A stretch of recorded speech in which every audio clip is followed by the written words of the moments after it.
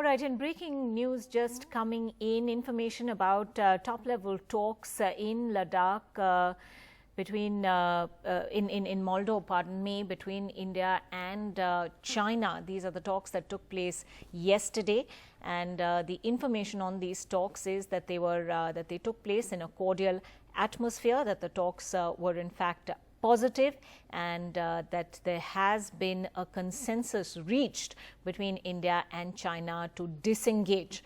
Now, this of course comes after the June 15th incident in the Galwan Valley that saw 20 Indian soldiers lay down their lives for the country. There's been heightened rhetoric between the two countries. Following that, there has also been talks of a boycott of Chinese goods, but at this point the emphasis had been on military level talks to work towards disengagement. It was the disengagement process that was already underway at a time when tensions flared up once again on the 15th of June. Well, it seems there could be some kind of breakthrough in the military level talks that have taken place in Moldova on the Chinese side of Choshul. In fact, our subheader there would be incorrect to say that it was in Ladakh. It was in Moldova on the in Choshul on the Chinese side and not in Ladakh.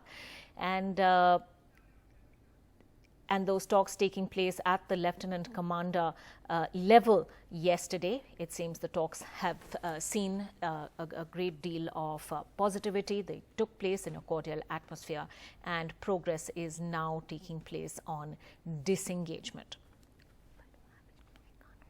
Vishnu joining us at this point. Vishnu, what more are we hearing? Well, this is very important, and there's going to be an official statement very soon. But what we've been told is that the Corps Commander level talks between India and China on the 22nd of June 2020, in other words, yesterday, were held at Moldova in a cordial, positive and constructive atmosphere. There was a mutual consensus to disengage. Modalities for disengagement from all friction areas in eastern Ladakh were discussed and will be taken forward by both the sides. So we need to look at this very, very carefully, and basically to state that India believes that the Chinese side has agreed to disengage from all areas where incursions have been reported. The fact that they're mentioning all areas seems to indicate that this will also include the Pangong Lake area where there have been sizable Chinese incursions.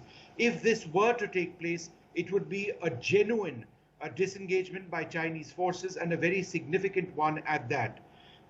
However, it is important to note that this is not by itself the end result that India is seeking. That would only happen once the pullback of Chinese forces actually starts. So this statement is important. Modalities for disengagement from all friction areas in eastern Ladakh were discussed and will be taken forward by both the sides. So the Chinese, it appears from the talks which were held yesterday, have not said no to the process of disengagement, but neither has there been a final call on how exactly this will take place. But I think given how difficult it's been in terms of talks over the last couple of months at so many levels, this is perhaps the most proactive step that we have seen. I'm going to read it out again. The Corps Commander level talks between India and China on the 22nd of June were held at Moldova in a cordial, positive and constructive atmosphere. Just the use of these three words, cordial, positive and constructive, is in itself a major step forward, considering that it was just on the 15th of June that we had the violent clashes in Galwan, in which 20 Indian soldiers were killed in action. The army says through sources that as many as 40 Chinese soldiers were killed there. The next sentence is, there was a mutual consensus to disengage. And I think this is the operative part of what the Chinese and the Indians have been hoping from, a mutual consensus to disengage. However, what we would need to find out is whether the disengagement would mean any withdrawal by Indian forces to areas south of where the Chinese are. Now, I mention this simply because India continues to operate in our territory, well within Ladakh. So if we were to disengage, hopefully the disengagement would only mean that the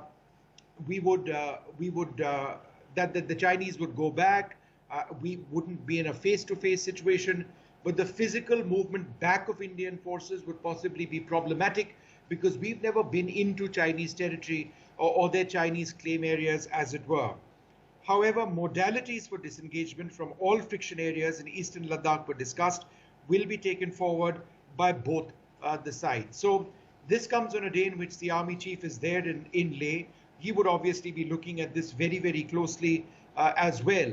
And therefore, considering that he's there, he would be meeting the Corps Commander of the 14th Corps, the Lieutenant General who led the talks for India with a Chinese general of the same rank, means that they would now look at what exactly or how exactly that process of disengagement were to take place. We only want peace between India and China. I think that's fairly clear. The violence that we've seen, the skirmishes that we've seen, and sadly the fatalities that we've seen on either side is not in the interest of either side. I think that's been fairly well established. So therefore, one needs to now look at the next steps. At the moment, the next steps are to decide on the modalities for disengagement. In other words, how that would actually take place. So modalities for disengagement from all friction areas in eastern Ladakh were discussed and will be taken forward by both the sides. So they will continue talking about all of this. When that happens or exactly how that's going to happen, we do not know so far. Right, Vishnu, you were reporting earlier, in fact, that there was going to be no military-level talks between India and China today. Would that indicate then that at least for the moment, yesterday's talks in Moldo were, the sum total of the engagement at this point, or are we going to see talks in the days ahead? Ankita, I think there is so much now for both sides to reflect on the fact that they've agreed to mutually disengage means that they didn't really have very much to discuss today until they worked out what exactly would be next in terms of the process of disengagement. So therefore, on military maps, both of the sides would be saying, look, these are the areas which are problem areas for us. We would, for example, be telling you the Finger 4 to Finger 8 area of Pangong. These are the exact areas where you have intruded. These have always been Indian patrol lines. They would perhaps come back to us and say that, look, the Chinese patrol areas go all the way to Finger 2. So therefore, there will be a lot of give and take in this process. I don't think one should assume anything but that there will be a constant process of give and take between India and China and our military leaders. But the fact that they're talking about this and they're willing to disengage in so short a time period after the violent clashes and the return of the Indian officers and men, which took place last Thursday, is an indicator of fairly serious intent. But we need to look at this positively, but I think it would be absolutely clear that our military and our political leadership would be looking at it with more than an element of caution to ensure that both sides do what is right in the interests of both countries, that any withdrawal or disengagement is a meaningful one and a lasting one.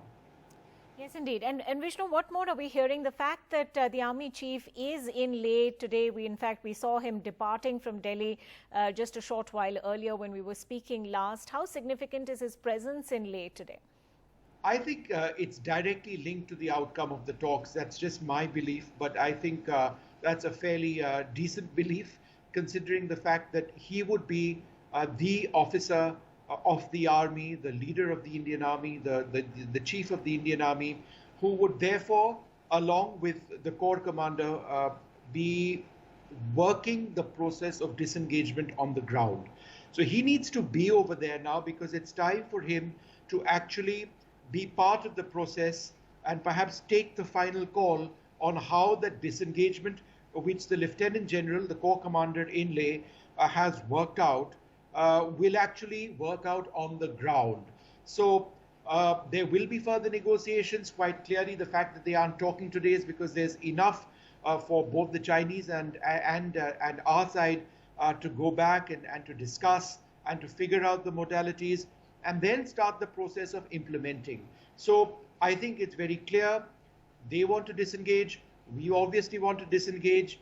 And we now need to talk about how that disengagement is going to take place. But the intent to disengage is there. Right. Therefore, I think one can call the talks yesterday to be a success for the moment.